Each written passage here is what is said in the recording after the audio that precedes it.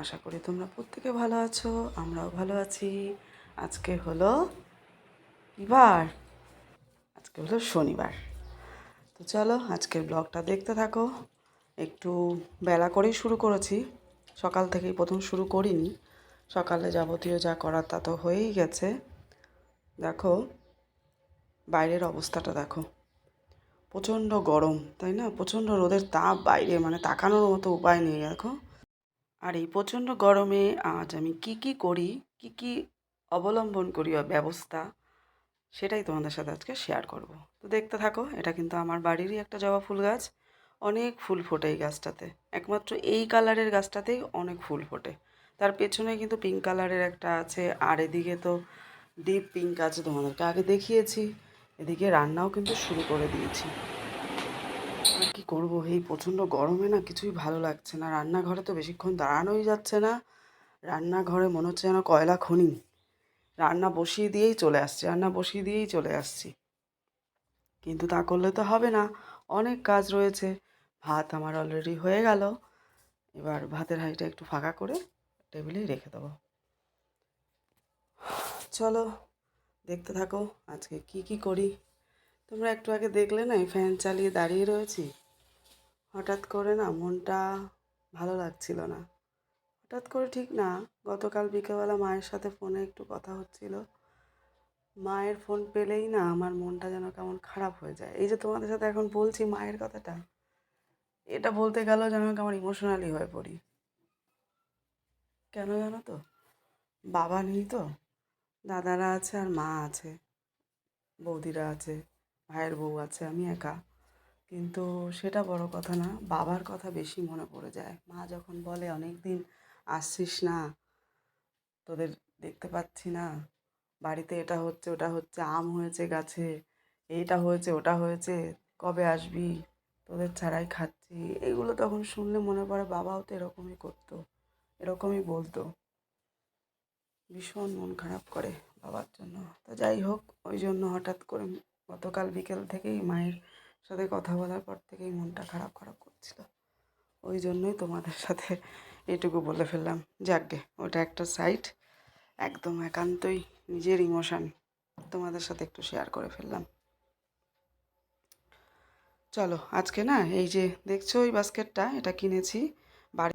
Actually এই রোদে গরমে যারা এই দেখো ফেরি করে বেড়ায় না, তাদের দেখে কি কষ্ট হয় বলো তো? এই রোদে গরমে তারা ফেরি করে বেড়াচ্ছে, বা আমার বাড়ির সামনে দিয়েই যাচ্ছিল, আমি নিজেই ডেকেছি। যেই ডেকেছি বারান্দা ফ্যানটা চালিয়ে দিয়েছি, ঢুকে বসলো জানো না। তখন তোমাদের সাথে ফোন আমি ক্যাপচার করতে পারিনি, কারণ তখন ছেলের বন্ধুর একটা ফোন এসেছিলো। ও ফোনে কথা বলছিল যেহেতু, ওই জন্য আর ভিডিওটা ক্যাপচার করতে পারিনি। তো একটা বালতি নিলাম। ওই দিদি বলছে আমাকে তুমি একটা জিনিস দেবে। আমি কী বলো?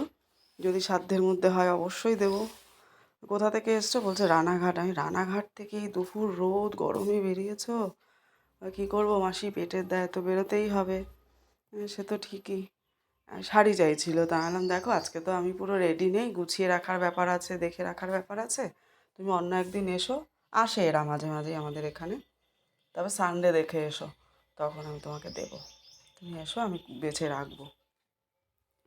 এই রকমই, যার লাগে তাকে দিতে ভালো লাগে, যার লাগে না তাকে দিয়ে কী হবে, উল্টো বদনাম হবে। তো যাই হোক, ওইটা কেনার দরকার ছিল আমার, টেবিলে জলের বোতলগুলো রাখার জন্য। অনেক দিন ধরেই ভাবছি একটা চৌকো সাজি কিনবো। তো এই জলের ড্রামটাও এখন আমি কি করব জানো তো, মুছে একটা কাপড় ভিজিয়ে জড়িয়ে রাখবো যাতে জলটা ঠান্ডা থাকে। কিন্তু সেক্ষেত্রে একটা মাটির কলসি হলে সবচেয়ে ভালো হয়। জলটা না তোমার কাপড় ভিজিয়ে যদি জড়িয়ে রাখা যায়, তাহলে জলটা ঠান্ডা থাকে। আগেকার দিনে তো এরকমই করতো, তাই না? তো তোমরা জানিও বালতিটা কেমন হয়েছে দেখতে, সাজিটাও কেমন হলো, রাখলাম যে গুছিয়ে কেমন লাগলো, অবশ্যই জানিও কমেন্ট করে।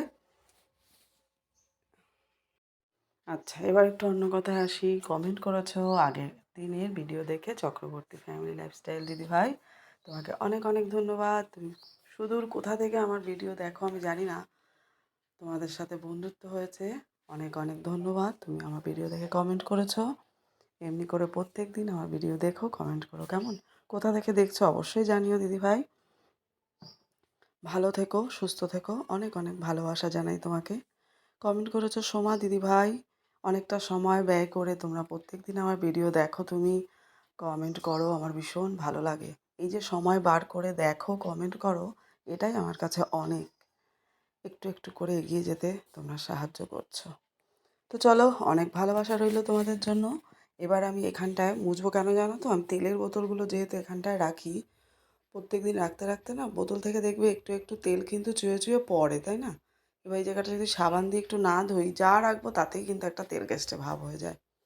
ওই জন্য এখানটা আমি একটু স্কচব্রাইট দিয়ে ডলে নিয়ে তারপরে কাপড় ভিজিয়ে মুছে নেব। কারণ ভীষণ দাগ হয়ে গেলে কেমন একটা তেলকেশ হয়ে যায়, বিচ্ছিরি দেখায়। এবার এইগুলো পড়লো বলে এই ঘরটা একটু আগেই পরিষ্কার করেছি, এগুলো এখানটায় আবার পড়লো, ওই জন্য কাপড় দিয়েই মুছে তুলে নিলাম। চলো, সত্যি গো, গরমে না আর পারা যাচ্ছে না। এই যে পটলের রেসিপিটা তোমাদের সাথে দেখালাম, এইভাবে কিন্তু তোমরা খেতে পারো, জানো তো? কড়াইতে আগে কুচিয়ে নিয়ে কালো জিরে রসুন লঙ্কা দিয়ে টেলে নেবে, তারপরে আবার মিক্সিতে দেবে। হয়ে গেলে পরে তেলের ওপর শুকনো লঙ্কা দিয়ে সামান্য একটু মিষ্টি দিলে দিতে পারো, আর না স্কিপ করে যেতে পারো। দারুণ লাগে কিন্তু, জানো তো? এক জায়গায় গিয়ে এটা খেয়েছিলাম। পটলের খোসা বাটা যেমন আমরা অনেকে খেয়ে থাকি, ওগুলো তো আমরা ফেলেই দিই, কিন্তু খেতে ভাই ওগুলো খুব টেস্টি জিনিস। ওই জন্য মাঝে সাঝে একটু সময় থাকলে করে নিই। তো এই রেসিপিটা আবার একদম নতুনত্ব, এক জায়গায় খেয়েছি তাই করে নিলাম। পটলের ভেতরটা পুরোটাই কুচিয়ে নিয়ে এই যে দেখো করছি, তোমরাও খেও, আশা করি তোমাদেরও ভালো লাগবে এইভাবে খেলে। তো চলো, সাথে থাকো, দেখতে থাকো। একদম পেস্ট হয়ে যায়, মিক্সিতে যেহেতু দিয়েছি একেবারে পেস্ট হয়ে গেল। এবার বসে গেলাম এই বেলটা নিয়ে, বেলপানা করবো আজকে। এই গরমের জন্যই কিন্তু এই বেলপানাটা করা। আমাকে একজন দিয়েছিল, এক দিদি, এই বেলটা খাওয়ার জন্য। এক সপ্তাহ রয়েছে, এই জন্য আরও ভালো পেকে গেছে বেলটা, খুব দারুণ বেলটা। এত ভালো কালারটা, তোমরা মানে ফোনে কতটুকু ভিডিওতে কালারটা বুঝতে পারছো আমি জানি না, কিন্তু দুর্দান্ত একটা কালার। বেল হাতে নিলেই কিন্তু বোঝা যায় কোন বেলটা ভালো আর খারাপ। বাইরের কালারটাও যেমন হয়েছিল, দেখো একদম চারিতে একটু লেগে নেই।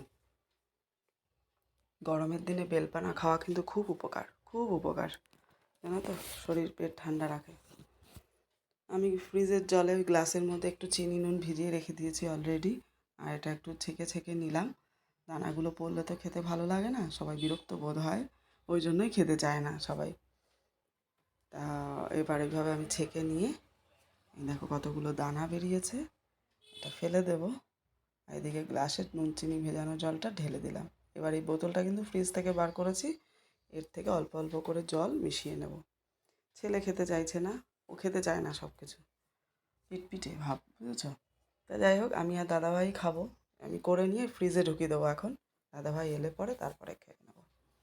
একা একা খেতে ভালো লাগে বলো? আমি ভাবলাম অভিনব হয়তো খাবে, কিন্তু সে খাবে না। তাহলে বাবা আসুক, বাবা আর আমি খাবো।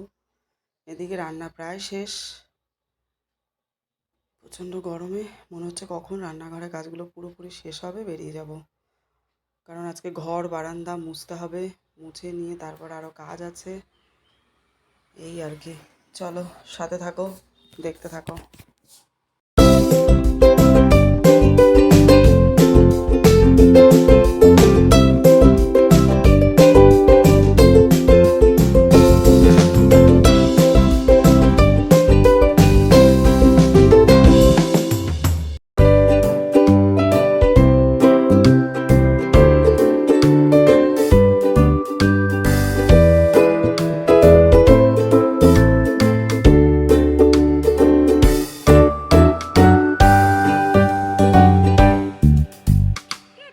তাড়াতাড়ি রান্না করে অভিনবকে খাইয়ে দাইয়ে তার আগেও স্নান করে নিল। এখন 1টা বাজে, ও পড়তে বেরিয়ে যাবে। দাদাভাই দিয়ে আসবে। আজকে স্যার যেহেতু আমাদের এখান থেকেই যায়, স্যারের সাথেই ও যাবে। দাদাভাই তুলতে গেল, যাবে আর কি। ওকে আজকে আর অটোতে যেতে হবে না, স্যারকে বলা হলো আপনার সাথেই নিয়ে যান, এই প্রচণ্ড গরম রোদে। আমাদের কাছেই বাড়ি, কিন্তু পড়াতে যায় সেই হাবড়া, জানো তো? যার জন্য আমাদের কষ্ট করে উল্টে যেতে হয় ওদিকে, কিছু করার নেই। চলো, ও বেরিয়ে গেল, একটা সাইড হয়ে গেল।